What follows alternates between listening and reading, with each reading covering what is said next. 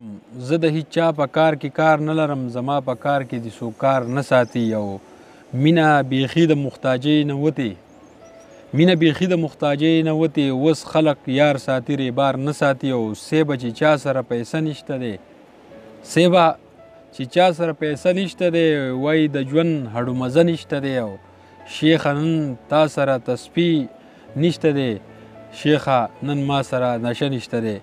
بسم الله الرحمن الرحیم. السلام علیکم کتونکو، زه یم ستاسو ورور سجاد علي او تاسو ګورئ سجاد علي کوم یوټیوب چینل چې دی زموږ په هغې باندې موږ تاسو سره مخاطب یو. چا چې زموږ چینل نه سبسکرایبر کړی نو برای مهرباني سبسکرایبر کړئ او موږ به تاسو له داسې نوي نوي ویډیوګانې مختلف قسم راوړو.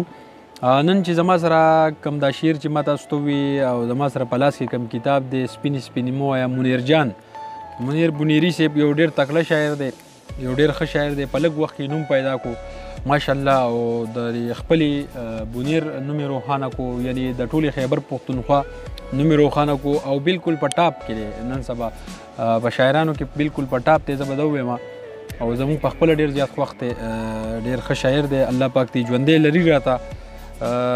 د شاعران وي که نور داسې په هر میدان کې چې څوک هم داسې ښه کار کوي مخکې وي نو موږ له ستاینه کول پکار دي، دا زموږ حق دی او کوو به انشاءالله. بالکل انشاءالله کوشش کوو چې د منیر جان نه انټرویو هم بیا وکړو، تاسو سره مخاطب کړو.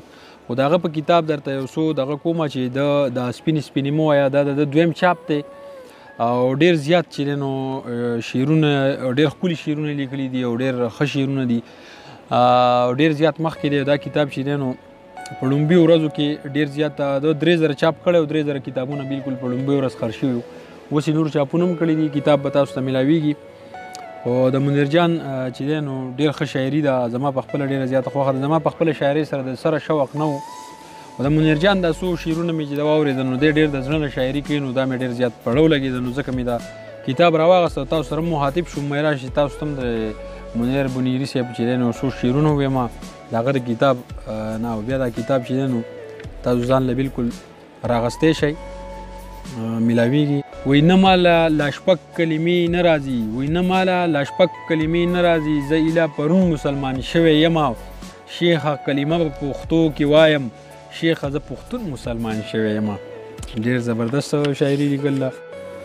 نظم دی وایي چې انسانانو لیونی کړم شیطانانو لیونی کړم، انسانانو لیونی کړم شیطانانو لیونی کړم، د پیریانو سره ژوند دی د مولیانو لیونی کړم، په مذهب کې مذهبونه، په مسلک کې مسلکونه، په جومات کې جلسونه، په منبر باندې جنګونه. شعرونه دی وایي چې د یو سړي نه مې سړی جوړ کړی، د یو سړي نه مې سړی جوړ کړی، هغه سړی راته سړی نه وایي، زه اوس رښتیا خبره نه کوم نو، زه اوس رښتیا خبره نه کوم نو اوس راته هېڅوک لیونی نه وایي. دا هم ډېر زبردست